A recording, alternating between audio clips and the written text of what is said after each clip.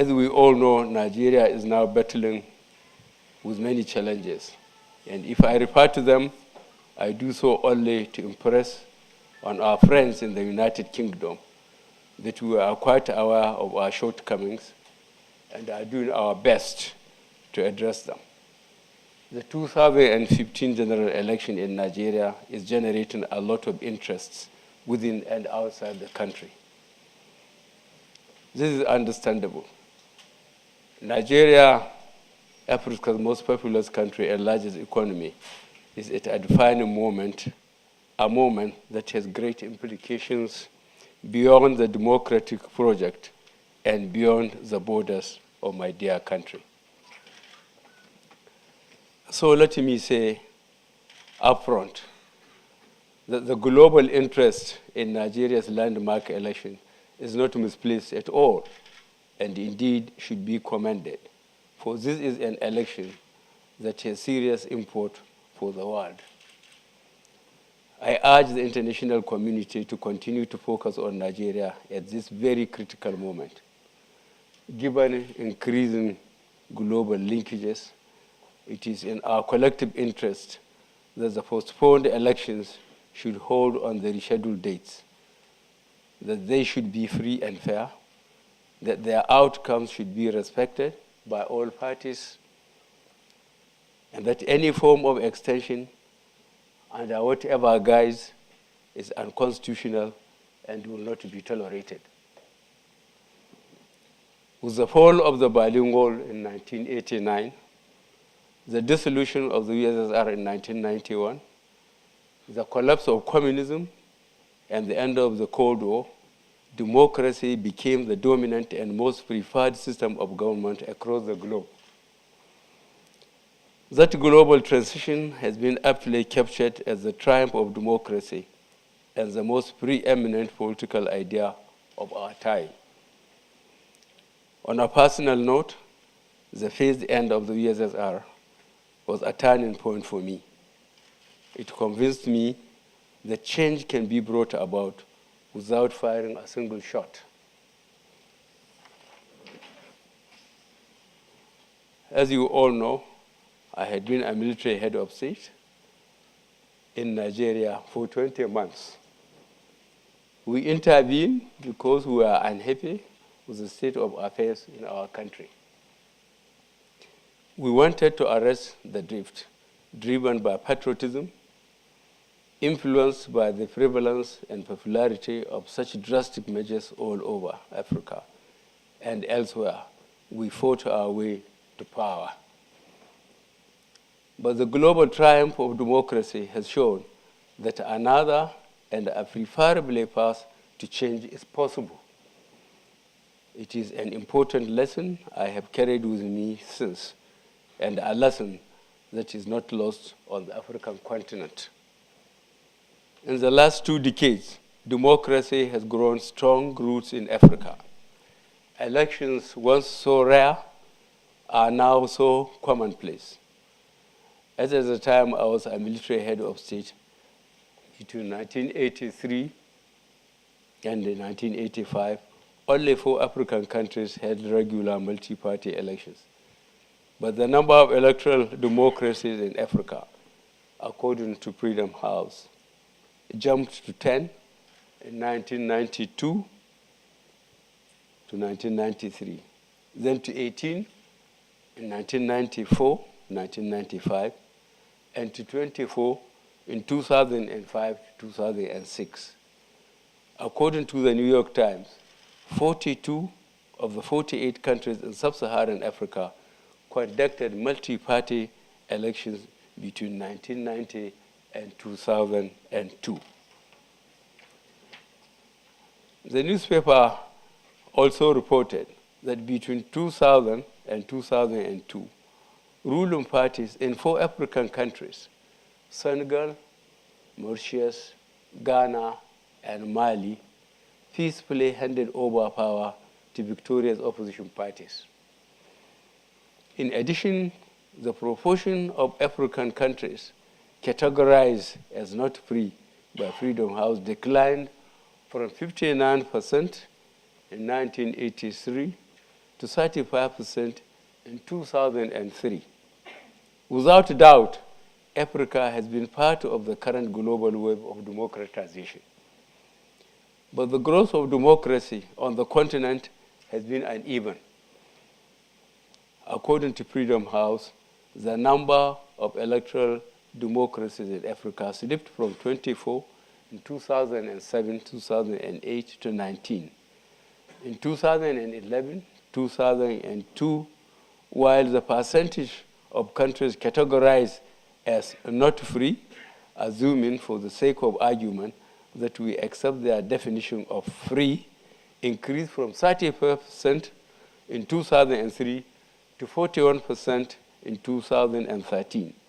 Also, there have been some reversals at different times in Burkina Faso, Central African Republic, Cote d'Ivoire, Guinea, Guinea-Bissau, Lesotho, Mali, Madagascar, Mauritania, and Togo. We can choose to look at the glass of democracy in Africa as either half full or half empty.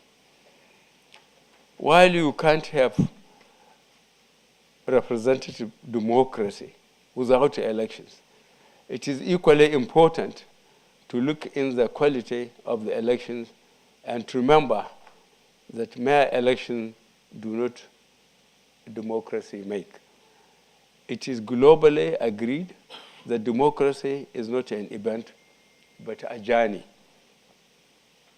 And that the destination of that journey is democratic consolidation, the state where democracy has become so rooted and so routine and widely accepted by all actors.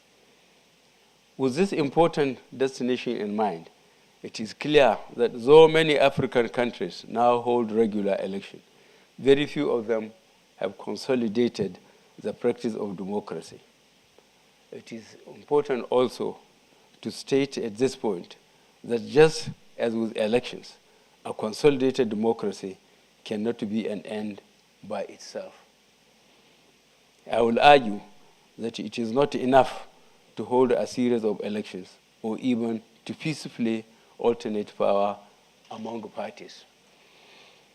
It is much more important that the promise of democracy goes beyond just allowing people to freely choose their leaders. It is much more important that democracy should deliver on the promise of choice, of freedoms, of security, of lives and property, of transparency and accountability, of rule of law, of good governance, and of shared prosperity. It is very important that the promise embedded in the concept of democracy, the promise of a better life for the generality of the people, is not delivered in the breach.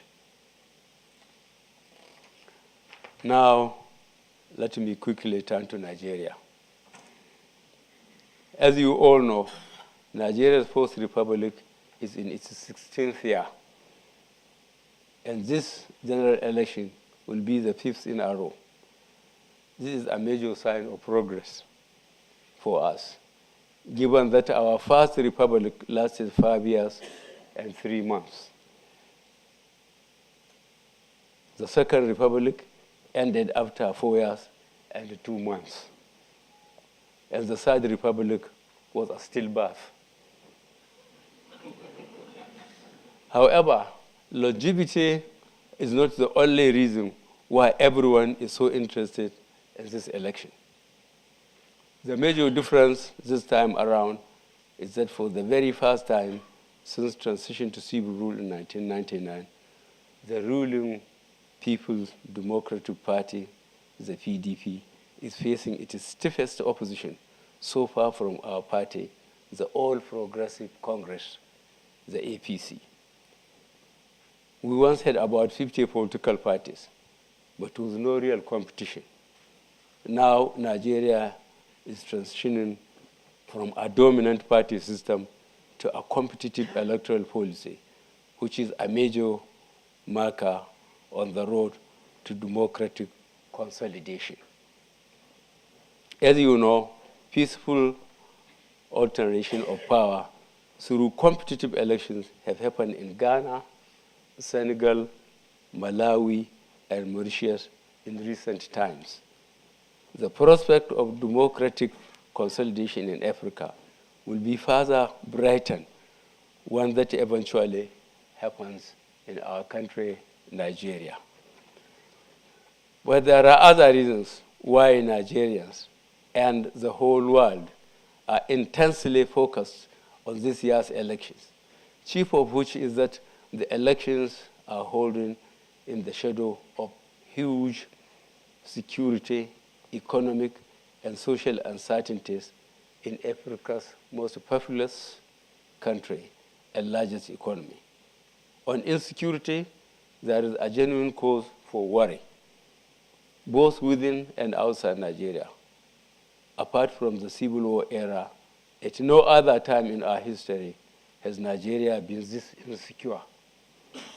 Boko Haram has suddenly put Nigeria on the terrorism map, killing more than 13,000 of our nationals, displacing millions internally and externally, and at a time holding on to portions of our territory the size of Belgium.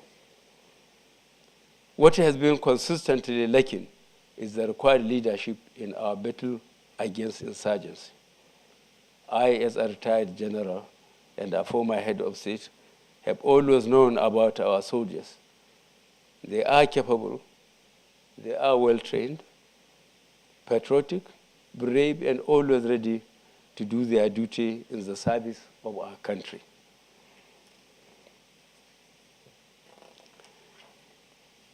You can bear witness to the gallant role of our military in Burma, the Democratic Republic of Congo, Sierra Leone, Liberia, Darfur, and in many other peacekeeping operations in several parts of the world.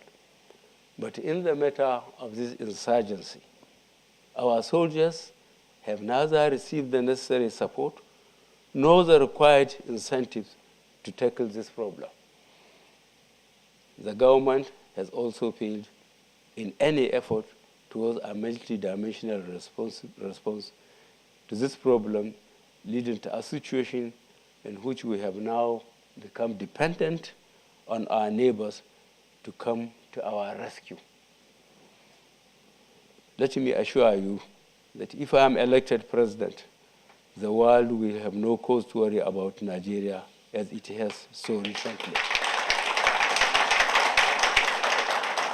That Nigeria will return to its stabilizing role in West Africa, and that no inch of Nigerian territory will ever be lost to the enemy, because we will pay special attention to the welfare of our soldiers in and out of service. We will give them adequate and modern arms and ammunition to work with. We will improve intelligence gathering and border patrols to choke Boko Haram's financial and equipment channels. We will be tough on terrorism and tough on its root causes by initiating a comprehensive economic development plan, promoting infrastructural development, job creation, agriculture and industry in the affected areas.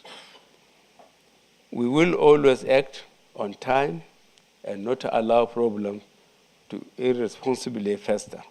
And I, Muhammad Buhari, will always lead from the front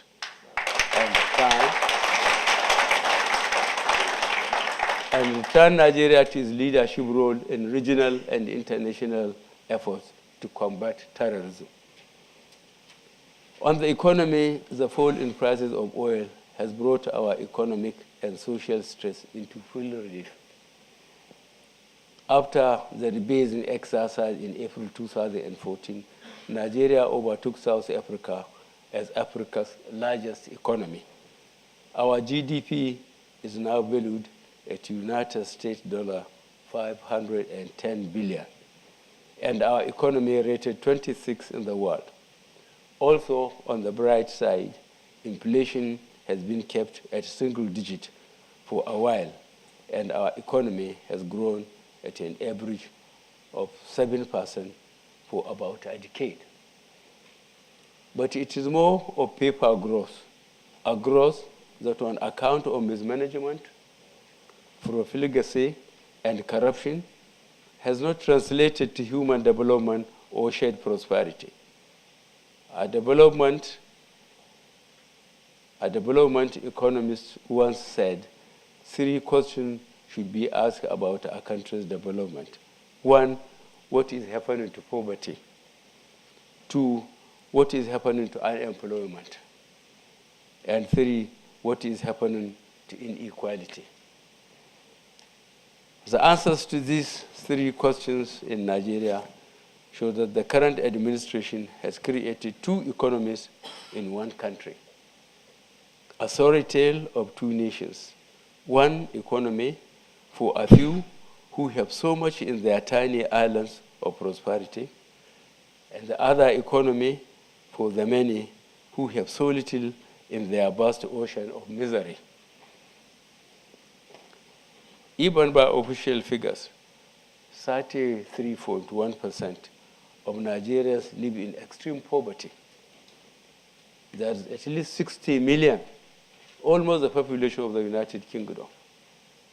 There is also the unemployment crisis, simmering beneath the surface, ready to explode at the slightest stress, with officially 23.9% of our adult population and almost 60% of our youth unemployed. We also have one of the highest rates of inequalities in the world. With all this, it is not surprising that our performance on most governance and developmental indicators like M.O. Ibrahim Index on African governance and the UNDP's Human Development Index are unflattering, with fall in the prices of oil, which accounts for more than 70% of government revenues, and lack of savings for more than a decade of oil boom, the poor will be disproportionately impacted. In the face of dwindling revenues, a good place to start the repositioning of Nigeria's economy is to swiftly tackle 2 ills that have bloomed under the present administration: waste and corruption. And in doing this, I will, if elected, lead the way with the force of personal example. On corruption, there will be no confusion as to where I stand. Corruption will have no place, and the corrupt will not be appointed into my administration. First and foremost, we will plug the holes in the budgetary processes. Revenue-producing entities such as NNPC, Nigerian National Petroleum Corporation, and Custom and Excise will have one set of books only. Their revenues will be publicly disclosed and regularly audited. The institutions of state dedicated to fighting corruption will be given independence and prosecutorial authority without political interference. But I must emphasize that any war waged on corruption should not be misconstrued as settling old scores or a witch hunt. I am running for president to lead Nigeria to prosperity, not adversity.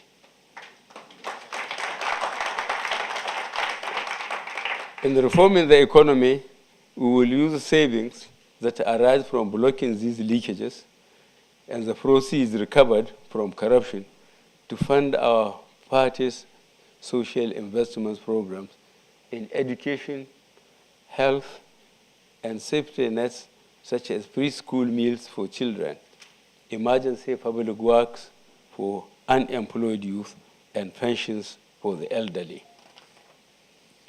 As a progressive party, we must reform our political economy to unleash the pent-up ingenuity and productivity of the Nigerian people thus freeing them from the curse of poverty.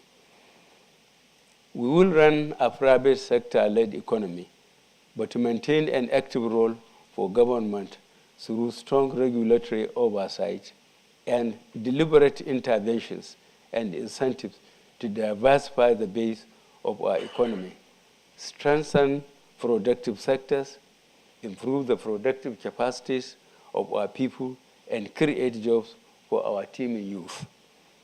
In short, we will run a functional economy driven by a world view that sees growth not as an end by itself, but as a tool to create a society that works for all, rich and poor alike.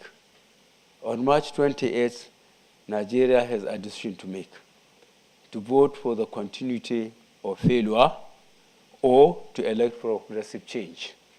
I believe the people will choose wisely. In sum, I think that given its strategic importance, Nigeria can trigger a wave of democratic consolidation in Africa.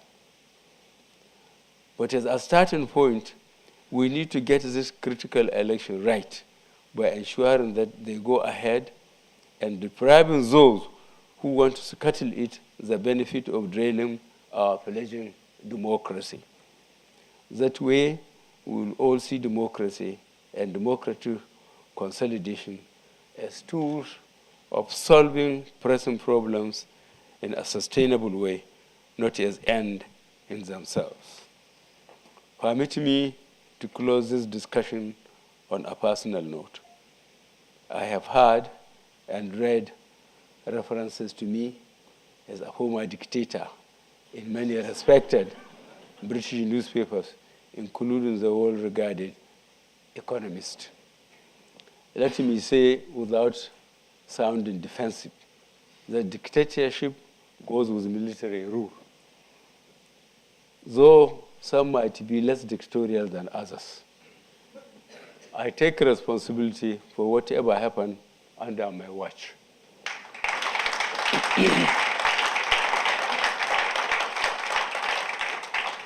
I cannot change the past, but I can change the present and the future.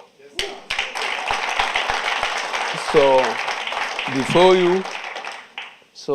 you is a former military ruler and a converted Democrat who is ready to operate under democratic norms and is subjecting himself to the rigors of democratic election for the fourth time. You may ask, why is he doing this? This is a question I ask myself all the time, too. And here is my humble answer.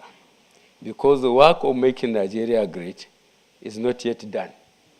Because I still believe that change is possible, this time through the ballot.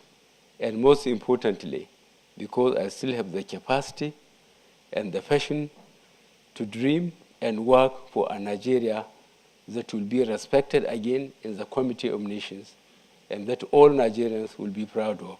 Thank you very much.